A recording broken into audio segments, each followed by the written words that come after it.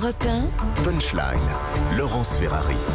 On se retrouve dans Punchline sur Europe 1 avec Louis de Ragnel, chef du service politique d'Europe 1. Bonsoir Louis. Bonsoir Laurence. Bruno Jeudi de Paris Match. Bonsoir. Et Gilles Maintré, essayiste, président d'Electis. Bonsoir mon cher. Bonsoir Laurence. Allez, on va parler de cet après-discours d'Emmanuel Macron. A-t-il convaincu les Français? Non, on l'a vu. Ils n'ont pas été très convaincus par le discours sur le fond du président hier, suivi par plusieurs millions de téléspectateurs. Et il y a aussi les oppositions politiques. On va écouter tout de suite Marine Le Pen, qui a été élue chef du groupe parlementaire Rassemblement National à l'Assemblée. Il n'y avait pas grand-chose dans ce discours.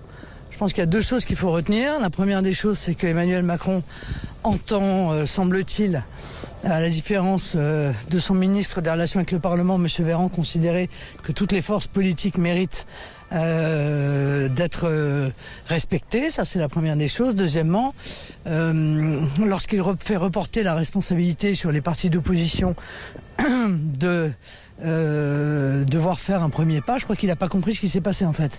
Ce qui s'est passé, c'est que c'est à la majorité de faire le premier pas pour amodier son projet, pour tenir compte précisément de l'avis des électeurs.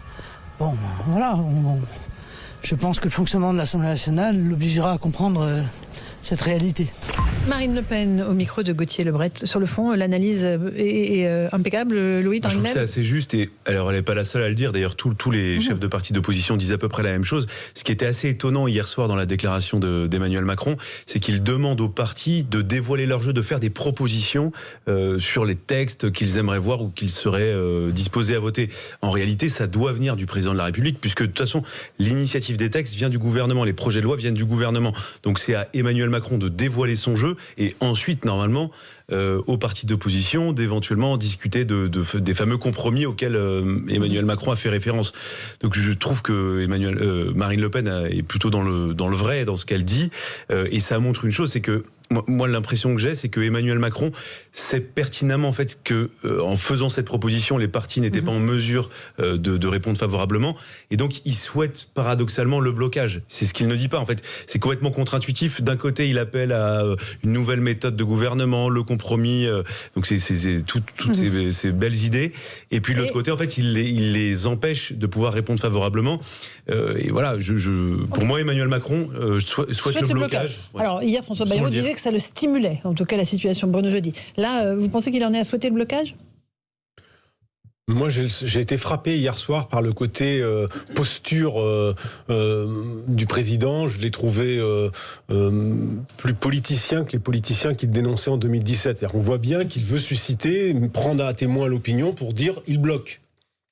Et c'est ce qui aujourd'hui on constate, puisque finalement ils lui répondent par une posture également classique des chefs de parti qui lui ont répondu dès hier soir, le renvoyant dans ses buts. Je suis assez d'accord avec lui sur le fait que le président, pour organiser un compromis, ça veut dire que d'abord le président doit montrer qu'est-ce que dans son programme il est prêt à amender, puisque il a fixé un cadre assez strict finalement à ce compromis, à bâtir ces nouveaux compromis. En gros, c'est bon, ni dette ni impôt, ça pourquoi pas, mais c'est quand même à périmètre constant de son programme présidentiel. Or, c'est bien ça la difficulté, c'est-à-dire que pour faire un compromis, il faut que le président fasse un pas, et pour que derrière, les oppositions qui sont prêtes à en faire un avancent également. Donc là, on est dans le blocage. Est-ce qu'on est dans un blocage définitif, ou est-ce que ça va avancer au fond, quand les textes vont arriver, puisque c'est ça finalement, c'est ce qu'en coulisses Elisabeth Borne et d'autres essaient de faire, c'est-à-dire le premier texte, ce sera le texte pouvoir d'achat. Est-ce que là-dessus ils peuvent avancer sur un accord, ou est-ce que ils peuvent avancer non pas sur un accord, mais sur le fait qu'il y ait de l'abstention à défaut d'adhésion, parce que l'abstention permet aussi de diminuer la majorité absolue qu'il faut obtenir sur le texte. On a bien compris que sur le collectif budgétaire, ça se terminerait en 49.3, puisqu'ils ont le droit à un 49.3 par session. Mais je trouve que de toute façon, tel que le président a présenté sa façon de bâtir des compromis nouveaux, ça allait dans le mur. C'est pas lui qui veut les faire, il veut que ce soit les oppositions qui le fassent. Et donc c'est ça qui est hallucinant. Donc forcément, c'est posture contre posture, et aujourd'hui on est déjà dans une situation de blocage qui n'est peut-être pas définitive, parce que de toute façon, c'est 4 jours, le deuxième tour législative, ils vont en reparler, et puis c'est pas fini. Oui, Gilles Maintré, votre analyse ? Moi je l'ai trouvé sur la défensive en fait hier soir. Finalement assez faible dans sa présentation, parce qu'il commence déjà par rappeler qu'il a été élu, que c'est lui qui est légitime. on avait envie de dire, mais pourquoi est-ce qu'il a besoin de le rappeler? C'est qu'il y a peut-être un point d'interrogation dans la tête de tout le monde.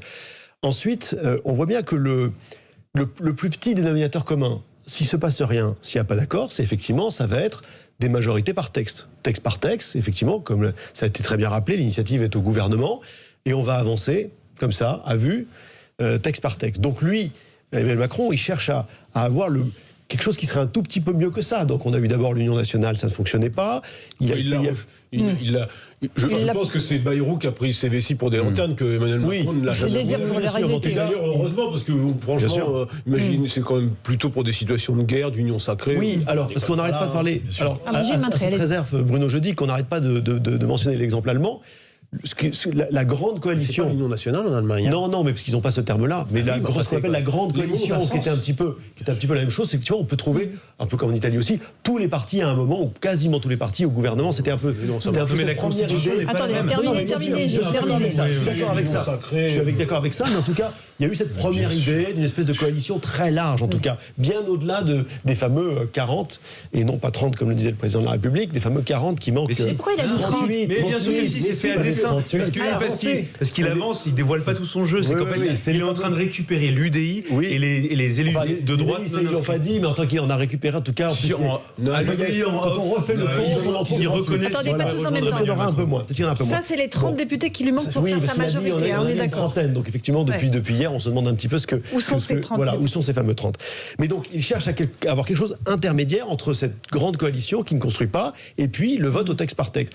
Et c'est vrai que de ce point de vue-là, demander aux partis de définir leur ligne rouge et leur ligne verte est une façon de pouvoir avancer. En tout cas, c'est le seul chemin possible pour avoir autre chose que la navigation à vue. Et effectivement, il n'a pas d'autre choix. Simplement, il a habillé ça d'un discours assez maladroit, que c'était perçu par tout le monde comme ça. Il y a quelque chose qui est assez cocasse dans cette histoire, c'est qu'il demande donc aux partis d'opposition de dévoiler un peu leur jeu, de dire ce sur quoi ils pourraient être d'accord et ce sur quoi ils ne seront pas d'accord. Et en fait, il a fait exactement le même exercice la veille en recevant tous les chefs de parti. Et d'ailleurs, Fabien Roussel, quand il sort de l'Élysée, il dit moi, il n'y a aucun problème, je pourrais envisager de rejoindre un gouvernement d'union nationale, mais avec telle et telle condition. Et en gros, Emmanuel Macron ne l'acceptera pas, donc le gouvernement d'union nationale ne se fera pas. Donc en fait, Emmanuel Macron, il connaît déjà leurs réponses, au moins sur la forme. Alors pourquoi il joue à ce petit jeu de leur dire 48 heures? C'est ce que vient de dire Bruno Jeudi. Dans 48 heures. Il va revenir, déjà, occuper l'espace. Ça fait réfléchir tout le monde, ça fait cogiter, alors pour, contre, essayer de diviser. Les éditorialistes politiques peut-être, oui. Essayer de diviser, et en tout cas... Le pays profond, je suis pas sûr, mais bon. Non mais au sein des groupes politiques, ça turbine un peu quand même. Bien sûr, il y a des réflexions, il y a parfois des divisions, il y a des désaccords, et de fait c'est vrai, il y a aucun groupe politique qui échappe à cela. Et ensuite, ce qu'il veut, c'est pouvoir se présenter à son retour de sa tournée internationale, en disant j'ai proposé l'Union nationale, personne n'en a voulu. J'ai proposé aux partis de jouer le jeu, d'expliquer sur quoi ils seraient d'accord pour faire des compromis. Personne ne m'a répondu, ils n'ont pas travaillé. Et donc, je pense qu'il veut arriver à cette conclusion-là. Et c'est pour ça que moi, je suis convaincu qu'il veut le blocage pour, à terme, faire en sorte que les Français finissent par se lasser et réclament une dissolution et finissent par se dire, bon, bah, en fait, on a voté avec notre cœur, nos tripes, mais on voit bien qu'en fait, ça permet pas de faire avancer les choses. Je pense que c'est ce qu'il a en tête. Après, la suite, on la connaît pas. Et affaire à suivre sur Europe 1. On fait une toute petite pause, on se retrouve dans un instant. On parlera de la déclaration d'Elisabeth Borne, qui décrit une situation inédite, intéressante pour une première ministre dont le nom n'a pas été cité une seule fois hier par le président. À tout de suite.